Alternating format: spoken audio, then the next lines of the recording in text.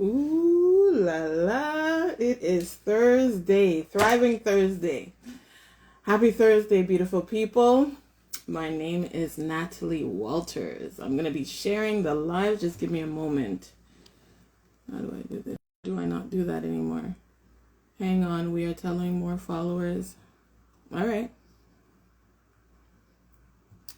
Hello. Happy Thursday. Welcome, welcome, welcome. Thanks for joining in. Whew. I haven't been on live in a little while, and I've decided to make a appearance and do a series. So my name is Natalie Walters. I'm an insurance and investment advisor here in Ontario, Canada. And this live series is dedicated to budgeting. It is all about budgeting because I have been speaking to people who I work with and also just people in general. And right now, finances is a topic where people are starting to disclose their stress. They're feeling overwhelmed with their money. And when that feeling starts to set in, it's not good for your physical health. It's definitely not good for your mental health. It's very challenging for the people around you because sometimes your moods are going to be really off course. And at the same time, the economy has shifted. So when things are shifting, we have to do our best to modify what it is that we're doing. And being very, very clear with our finances will help us. It is not an immediate fix. So the information that I share on this live series is going to be general information. It's going to be me sharing tips, strategies, but at the same time, for you to apply it, you have to know what is working with your individual lifestyle. And then if you are having a hard time really just understanding or just wrapping your head around budgeting and you need assistance, you can feel free to reach out to myself or make sure you're reaching out to another financial professional. But with that said, it is lunchtime. So I chose Thursdays. I don't know why I chose Thursday at noon. I chose noontime because I figured, when people are on their lunch break, instead of running around to the mall or going somewhere to eat, hopefully on Thursdays you'll pack your lunch and then you're going to join me for at least 20 to 30 minutes as I talk about budgeting, right? So welcome for all that is tuning in. I am going to be head in straight on. You see the topic there. What's up, cuz? How are you? Welcome. I am going to be here for 20 to 30 minutes and I don't want to take up too much time for people. If there are any questions, you put them in the question box, and what I will do is on the following week, I will answer those questions. But I want to make sure that I am able to deliver the information that I've prepared in advance. So that way, each week, you're going to be able to get the information that I think is going to be valuable to you over time. Okay. So I want to share a statistic with you first. As I said, it's based on working with individual clients and parents and families and listening to people say, Natalie, I'm having a hard time sleeping. I've been in the hospital. I had to move in with my family. Just even personally, financially, things are changing. It's a little challenging. So that means a lot needs to change in what we do with our money, right? How we make it, how we spend it, how we value it, what we do with it. It's very important, right? So I want to share a statistic that's on the FP Canada website. It says the 2024 Financial Stress Index reveals that money continues to be the top stressor for Canadians, and that's 44%. Steadily increasing since 2023, which was 40%, and 2022, which was 38%. Anxiety, depression, and mental health challenges continue to be the leading negative impacts on the lives of Canadians due to financial stress. So can you imagine? Now, I'm saying this is what they're telling us. They're giving us this information, but people are living it. And sometimes people are living it in silence, feeling like they're embarrassed, they're ashamed, they don't want to talk about it. They don't even know how to get out of it. But to be honest, with a bit of being accountable and saying, you know what, nothing could change in my financial landscape unless I do. I make those changes happen. It's not gonna work out, right? It's gonna continue to repetitively be the same situation over and over and over again. So it's accountability. Now, today's live is the introduction to this series. So I'm not going into tips for you to work on right away. We're gonna go off with having a mindset ready and prepared to start this journey of budgeting, right? So acknowledging what's happening, recognizing that where you are is not where you need to be. I can say this because at the end of the day, I am an individual who has been employed. And at the same time, I've also started a business, right? But I went from being employed to going into an individual advisorship for myself, right? Helping families. And that transition has really changed the way my income comes in.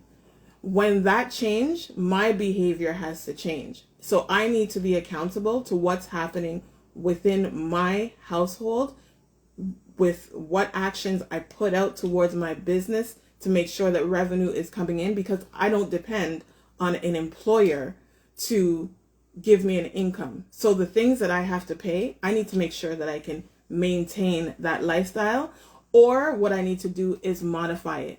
It's one or the other. You amplify your efforts, or you need to decrease something. Hopefully, you're interested in amplifying your efforts. And when you need to decrease, you know that you're decreasing it because you're trying to adjust, but it doesn't mean that that adjustment is where you have to stay always and forever. So for all who has come in, thank you very much for joining me. My name is Natalie Walters. I'm an insurance and investment advisor here in Ontario, Canada. I've decided to start this live series because of the conversations that I'm having with my clients, just people in general, when it comes to personal finance, the stress, the overwhelm. I spoke about a statistic just now, and honestly and truly, we just need to do better, right? So I'm going to be sharing tips, strategies, things that can be applied generally, but if you are looking for a one-on-one consultation, please reach out, or make sure you reach out to someone that you know that can help you, who is a professional, right? Now, we talked about accountability and shifting our mindset. When we think about our finances, let's look at how we see things. Are we looking from a fearful place, or are we always looking at a place of optimism and the possibility of abundance and gaining more? But at the same time, you're a little stuck because, you know what? My situation is my situation. Being in a place of confusion never helps, both for you. So, and that's understandable, but at least you're not in a scarcity mindset stuck.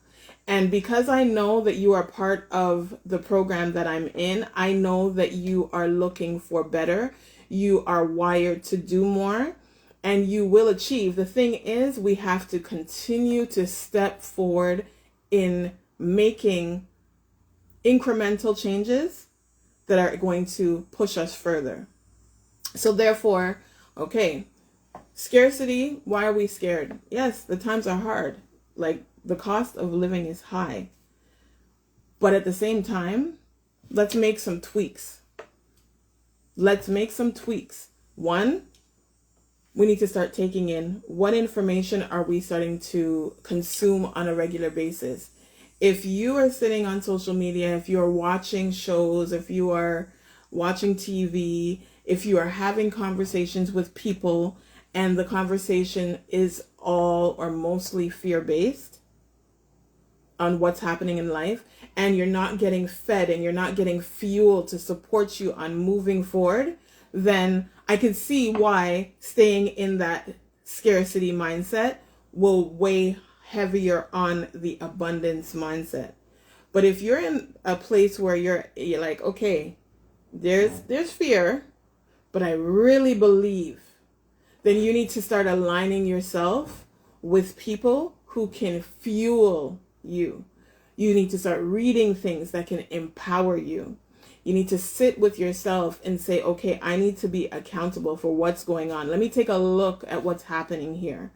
I know that this is what I love to do. Do I need to do it? Or do I want to do it? And if I need to do it, then I need to make sure that I just understand it's something that has to be done, and by any means necessary, with integrity, right? Making sure that you're doing the right thing, because you don't want to do the wrong things to get yourself ahead. You want to make sure that you're doing that thing. If you are having challenges, then asking for help. Start making phone calls, asking people that you know. Sometimes our pride will set us back, right? Not wanting to disclose information. Sorry, my eyebrow was tickling me. Sometimes we're afraid to have the conversation with people. But think about someone who you trust in your circle, or someone that you admire in your immediate circle, that you feel that you can reach out to and say, listen, this is what I'm going through. I really see what you've done, and you know what, I could really use some information. If you can just give me some tips, or if you can refer me to the person who helps you, right?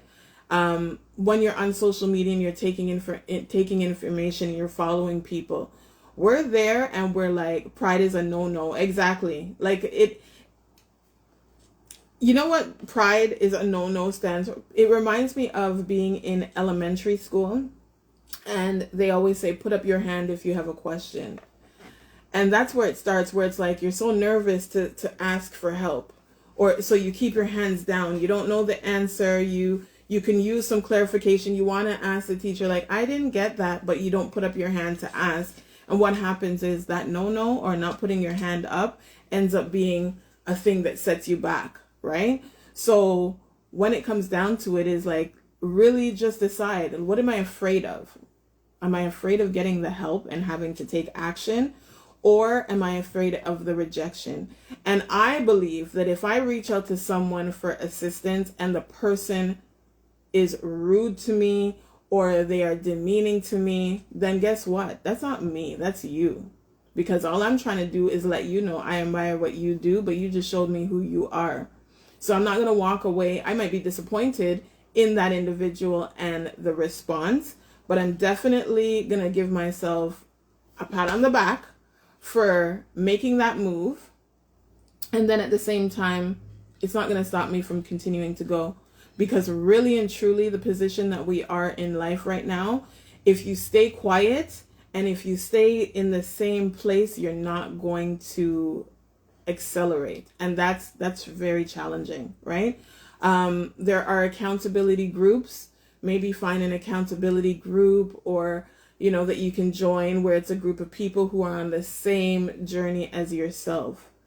Don't sit in silence, especially in these times. And I can also attest to the fact that I know people may be like, I have to be careful around people because, you never know. Not everybody has great energy and whatnot. Well, that's a true statement. You know what I mean? But we're older and we're wiser.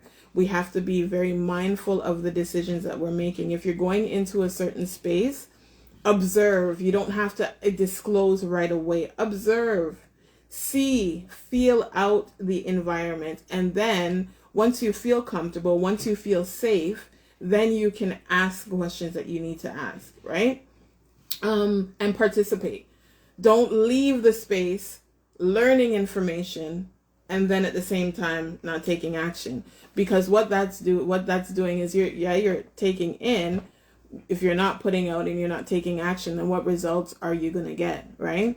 So for myself, I mean, I can always, when it's reset with Nat, a lot of the things that I say is because that's me. I've been through it. I'm not perfect. I'm not in the highest place that I'm I know there's so much more that I can do. I know that consistency can give you rewards. I know that working through challenges can give you rewards. However, sometimes we get in our feelings because, you know what, we didn't like the first response from the first person, and guess what? Boop, we put it all on hold. But I'm going to encourage you not to do that. When it comes to our money management, right now, especially if we have children, we got to work harder. We have to work smarter.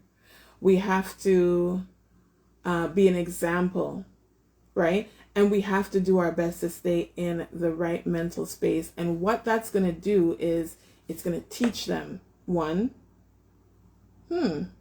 I see, I appreciate. Yeah, it may have been challenging.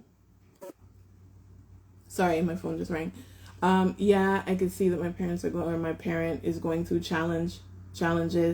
But man, one thing about that parent is you never gave up. And then when they see you hit that place, your children will turn around and say, I'm proud of you. And then what else happens from that? You know what happens from that? When they get older, it's repeated, right? It may be that they're able to draw in, they have a flashback of memory and they remember what you did in your rough time. Or before they even go through the roughness, they'll think about what had happened. They may even come to you and ask you, how do I prevent this from happening? What are your suggestions, right? So our actions will impact our children. It will impact our current lifestyle, and it will definitely impact what will happen in our future. Let's see. So overcoming shame and guilt. I already talked about that. Like let's go. Like honestly and truly, you think that this is comfortable. People think it's comfortable to come on the internet and be talking and disclosing their information and doing all of this stuff. No, it's not. But at the end of the day, people do it for different reasons. And when they do it, they see benefits. People call people, they ask them questions. They don't feel necessarily like that's something they want to do, but in a certain circumstance, they do, and it actually benefits them. I know that.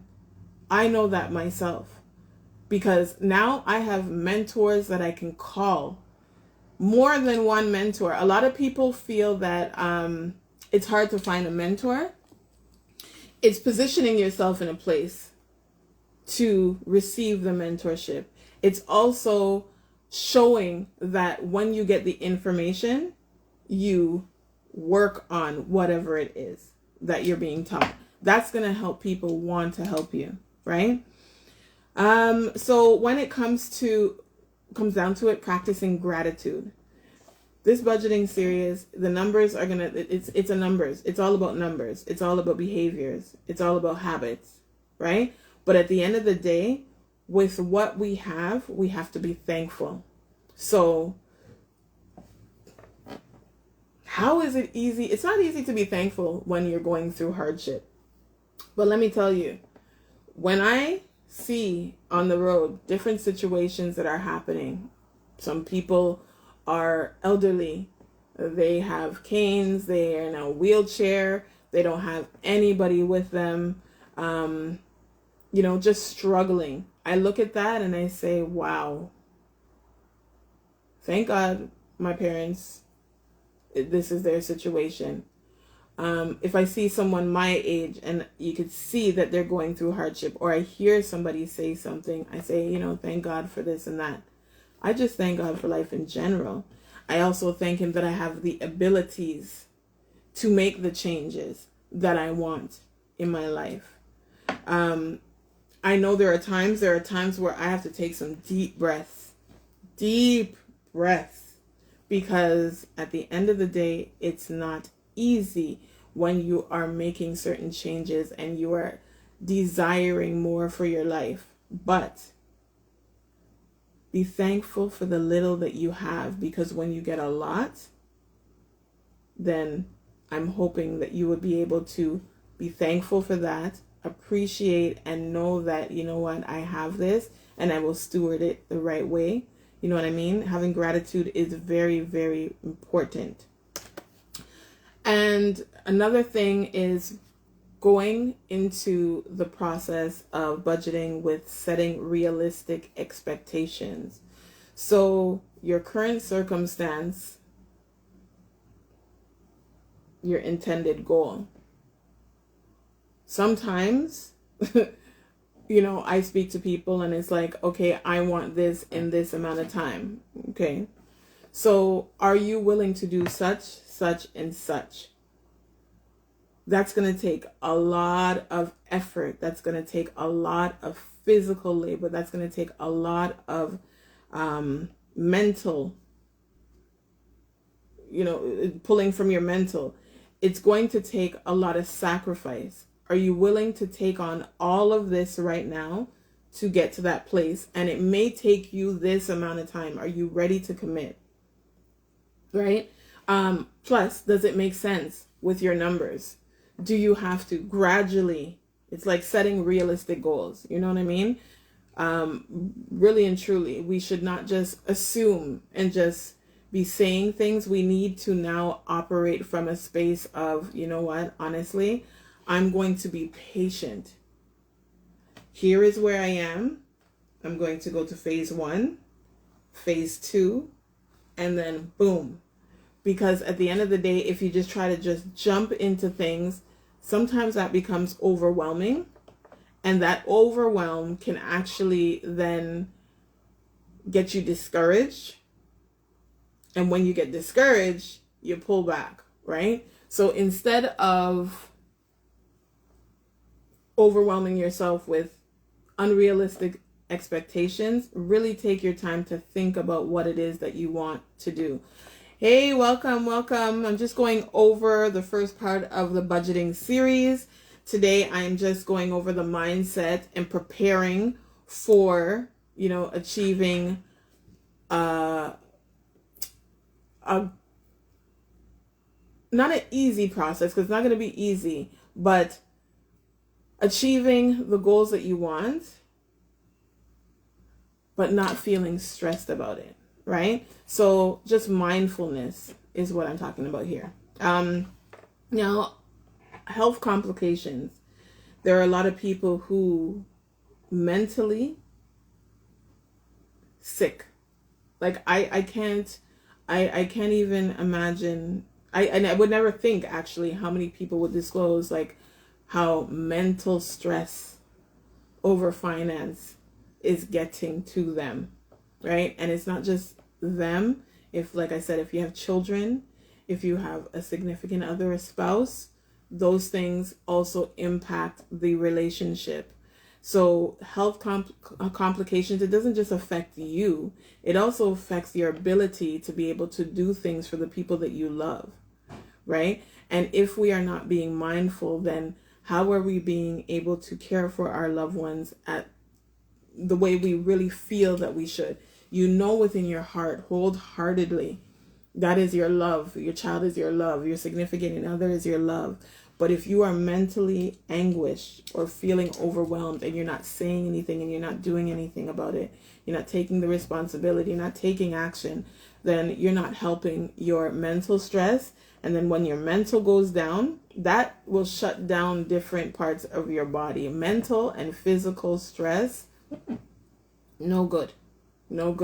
So we need to be mindful to start taking action now so it doesn't hit that point. Or if it has hit that point for you and you're like, listen, I need to reverse this. I'm sick and tired of being sick and tired. I'm going to take some time and I'm going to work on my personal finance. I'm going to go on this journey. Well then, let's do it. Right? So I talked about wants and needs. So this is about the financial plan. Why do I also think that the budgeting series is important? I think it's important because what I'm recognizing with, during my consultations and client appointments is a lot of the times people are focusing on so much of one area of their personal finances that other areas are missing out. And they're saying, I don't have enough money to do this, and that. And those are very important areas of their personal finances. So I'm going to use an example.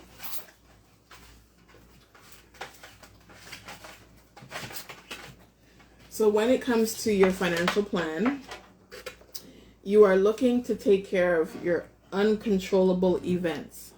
These are things that you would not expect to happen. You don't plan for that. Lives.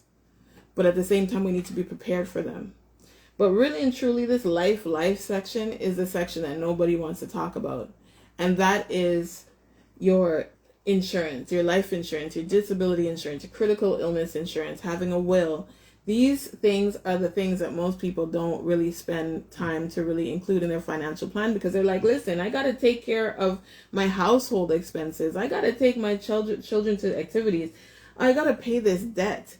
Like, honestly, I have to pay my bills. Like, what is all this other stuff? I can't put that in.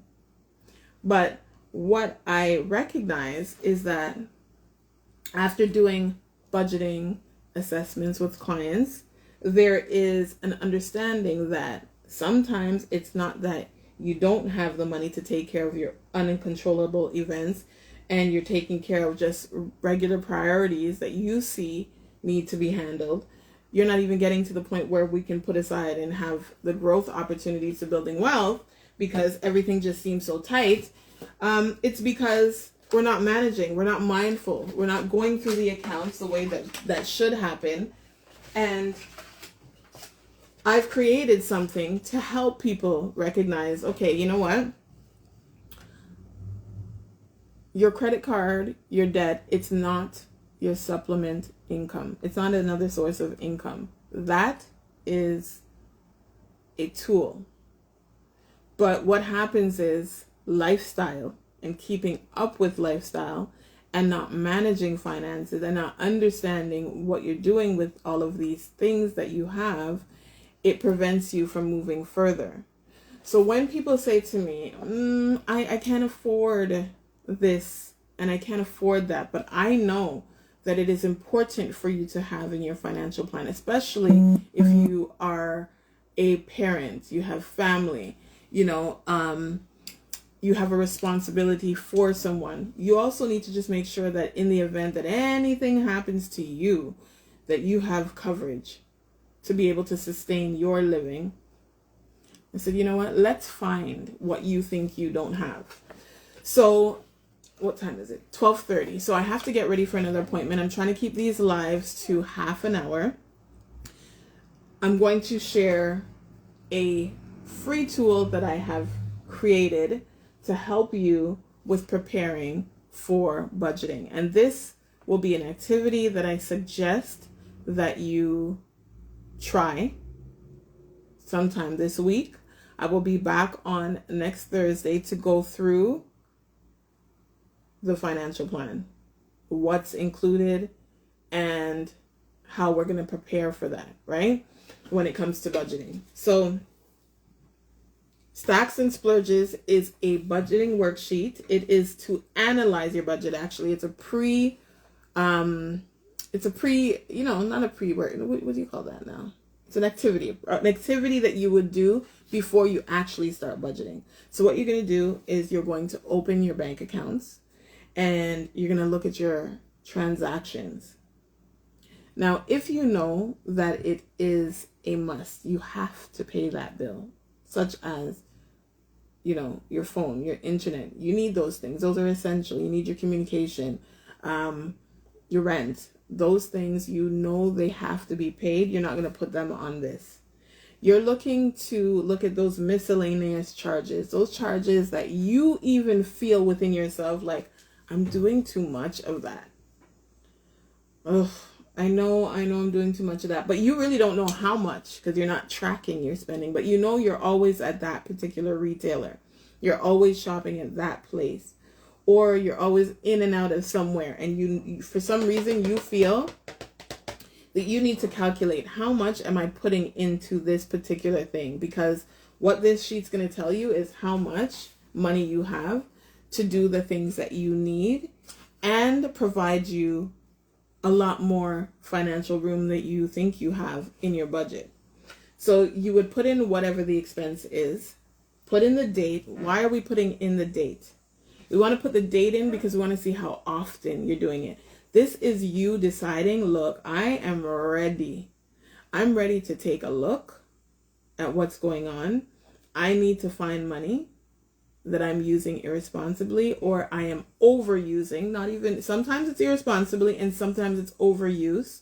Sometimes it is just, it's a habit, right? So it's a habit that you might want to break, and then you're going to put the amount. You're going to put here, is it a want or a need? And for it to be a need, if it's a need, really and truly think about why you need it. What would happen to you if you didn't have this thing? How would it impact your life if you didn't have it, if you weren't using it? For positive and negative. Weigh it out. I can't tell you what you need and what you want. What I do know is there's basic needs, right? Clothing, shelter, food. Need our lights. You know what I mean? We need water. We need to do those things. We need our phones. Yes, we do. But at the same time, there's another activity that I'll have even for those things, because sometimes we're paying too much for them, right? But with this activity, it's more or less, it's a wants and needs analysis. And we want to track how often these activities are. And once you do that, at the end, you're going to look at how much does it come up to at the end of the month, right? So the Stacks and Splurges, it's a preliminary budgeting worksheet, is available to you on my website, www.resetwithnat.com. And if you want that, just go ahead onto the website, subscribe to my newsletter. Once you're on the newsletter, you'll receive an email. I try to email every 3-4 weeks with some updates, some type of information. But at the same time, you'll have access to the resource, and it is complimentary. And that will be a preliminary activity that you will do to check to see, okay, how much am I overspending? How much of my own money do I have that I can set aside for things that are definitely important that I've been putting off because I think I don't have enough? It doesn't mean you have to eliminate doing the fun things. It just means you need to be mindful of how often these fun things are happening, and recognizing that if they are prioritizing things that you definitely know you need to do, then it's time to cut that out, right? So this is the first of the Budgeting Live series here with me, Natalie Walters, Reset with Nat. As I said, I'm an insurance and investment advisor here in Ontario, Canada. I will be here next Thursday with part 2 at noon.